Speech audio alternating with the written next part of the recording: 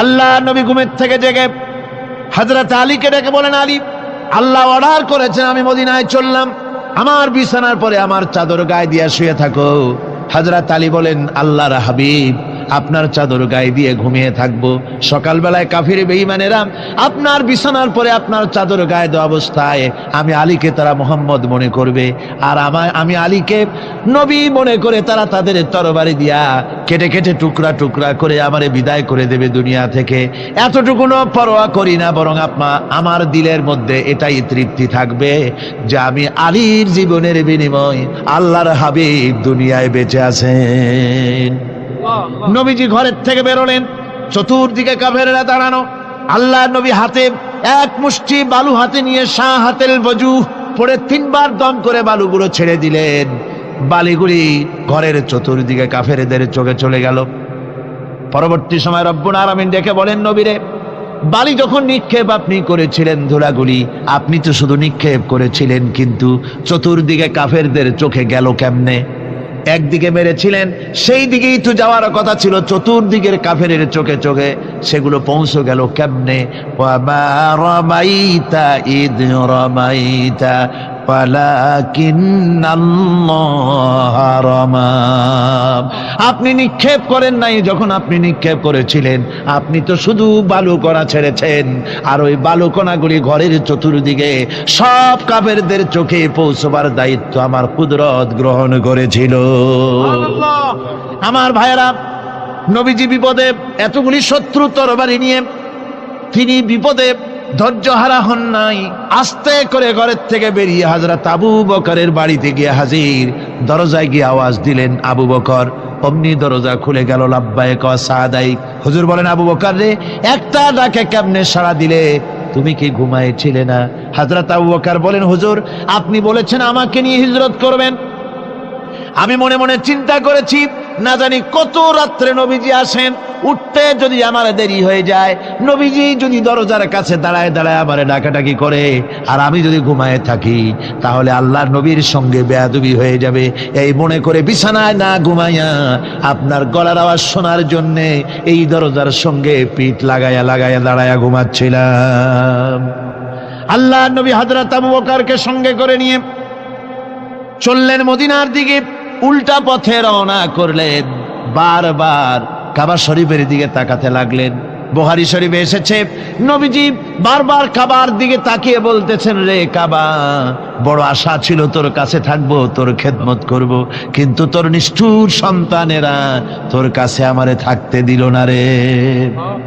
আল্লাহ নবী মিসফালা দিয়ে জাবালে কেদোয়ার উপর দিয়ে চলে গেলেন জাবালে সুরে।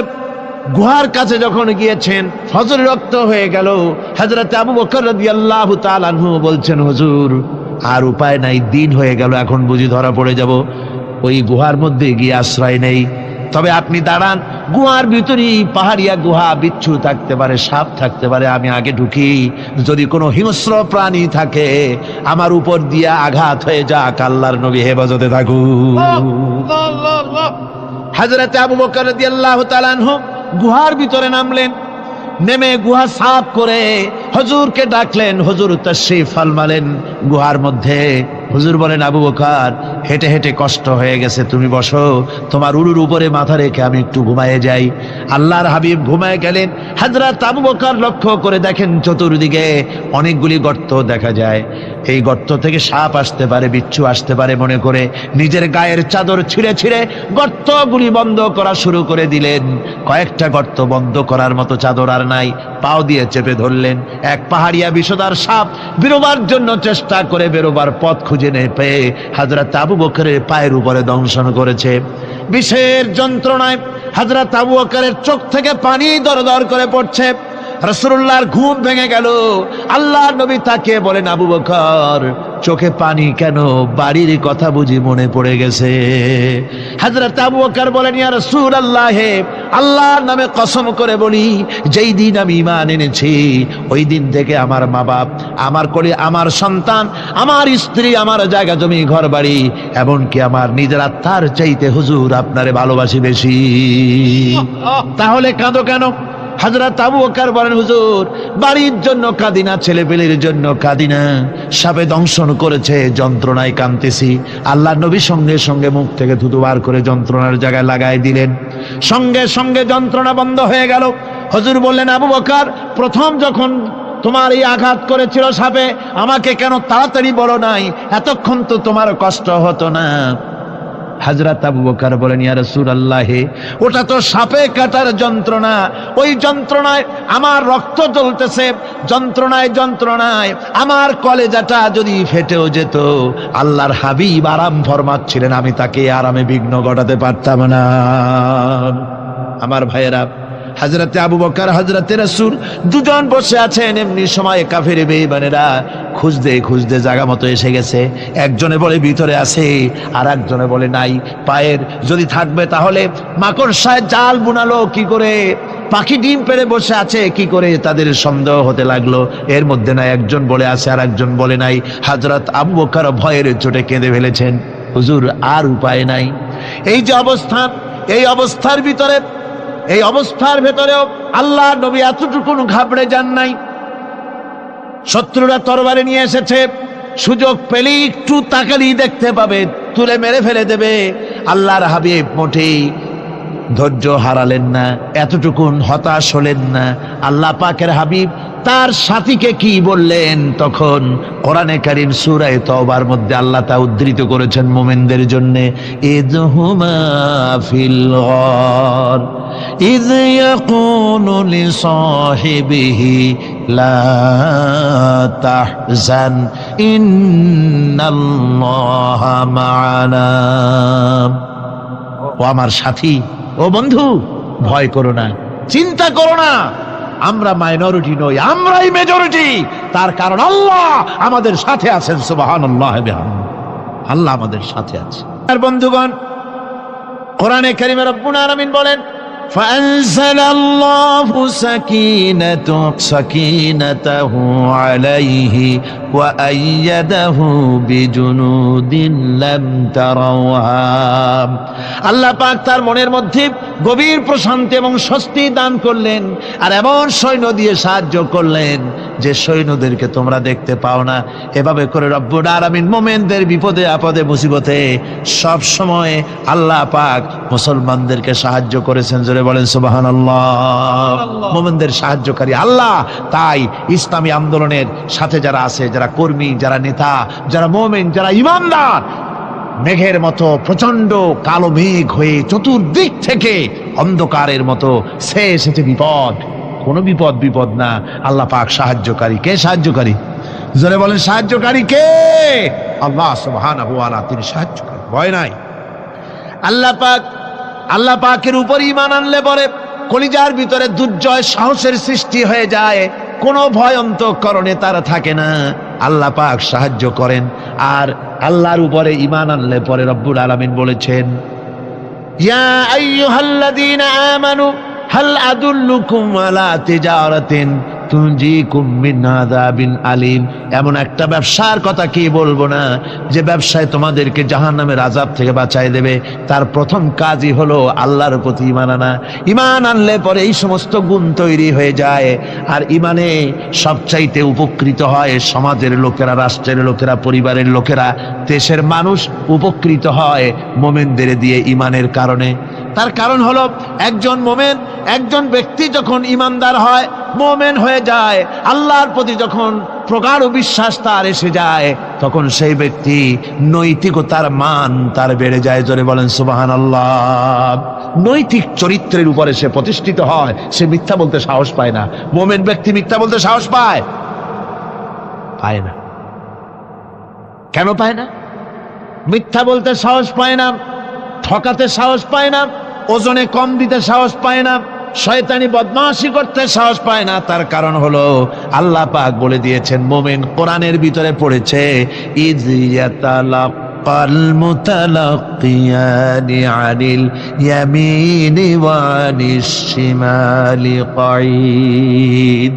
দুজন নিয়ন্ত্রণকারী ফেরেশতা তোমার ডানে এবং বামে বসে বসে তোমাকে নিয়ন্ত্রণ করছে। কোথায় যাও, কি করো, এই ফেরেশতারা বসে বসে সব দেখতেছে। মা ইয়ালফিযু মিন কাওলিন ইল্লা লাদাইহি রাকীবুন আতীদ। মানুষ এমন কোনো কথা বলে না যা ফেরেশতারা রেকর্ড না করে, সব রেকর্ড হয়ে যায়। তাই মুমিন ব্যক্তি দায়িত্বহীন কথা বলতে পারে না। মুমিন ব্যক্তির চরিত্র ভালো হয়ে যায়, সে যে কথা বলে বুঝে শুনে কথা বলে, সে যে ওয়াদা করে বুঝে শুনে ওয়াদা করে, যেহেতু সবকিছুর জবাব কিয়ামতে দিতে হবে। কোথায় দিতে হবে? কোথায় দিতে হবে? কিয়ামতে আল্লাহর দরবারে জবাব দিতে হবে। মহান আল্লাহ রাব্বুল আলামিন বলেছেন, ওয়ালাকাদ খালাকনাল ইনসানা ওয়া না'লামু মা তুওয়াসবিসু বিহি নাফসু।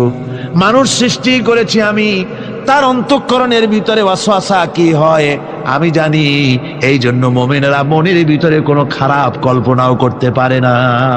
খারাপ কল্পনা করলেও তার হিসাব দেওয়া লাগবে আল্লাহর কাছে। কার কাছে?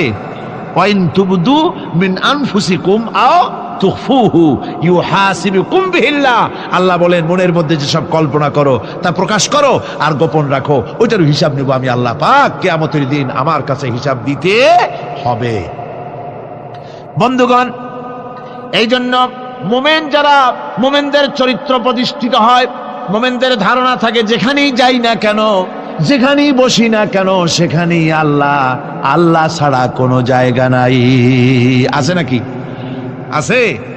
আল্লাহ পাক বলেন, মা ইয়াকুনু মিন নাজওয়া সালাসাতিন ইল্লা হুয়া রাবিউহুম।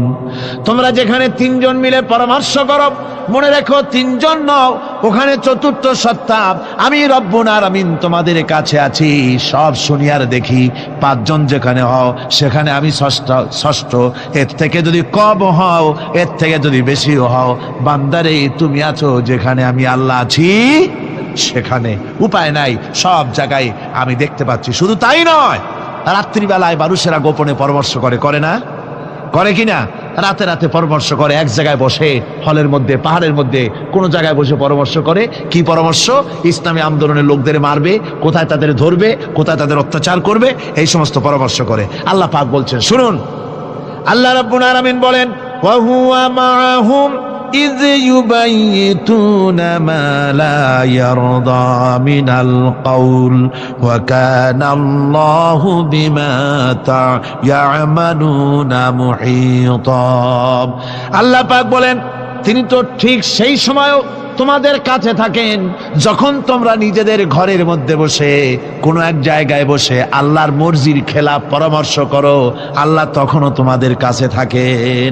আল্লাহর ইহাতা থেকে, আল্লাহর কর্তৃত্ব থেকে বেরিয়ে যাওয়ার কোনো উপায় নাই। সুতরাং গোপনে বলেন, প্রকাশ্যে বলেন, যেভাবেই যা কিছু করা হোক না কেন, আল্লাহর কাছে আমাদের সমস্ত অপরাধগুলি ধরা হয়ে যায়। আর এটাই হচ্ছে ইমানের সীমা পরিসীমা। তিলকা হুদুদাল্লাহ ফালা তা'তাদুহা। তিলকা হুদুদুল্লাহ, এটাই হচ্ছে আল্লাহর সীমানা। ইমানের এই সীমারেখা বজায় রেখে, ইমানের উপরে মজবুত করে কোনো ব্যক্তি, পরিবার, সমাজ, রাষ্ট্র যদি তৈরি হয়, তাহলে সেই সমাজেই শান্তি আসে, সেই সমাজেই আরাম আসে, সেই রাষ্ট্র শান্তিপূর্ণ হয়, সেখানে দিন কায়েম হয়, মানুষ সুখ সমৃদ্ধি খুঁজে পায়। সুতরাং আমরা আজকে আলোচনা করলাম ইমানের কোয়ালিটি। কি আলোচনা করলাম? ইমানের কোয়ালিটি। এই কোয়ালিটি দিয়ে যেন আল্লাহ আমাদেরকে ভরপুর করে দেন। জোরে বলেন আমিন। আরো জোরে বলেন আমিন।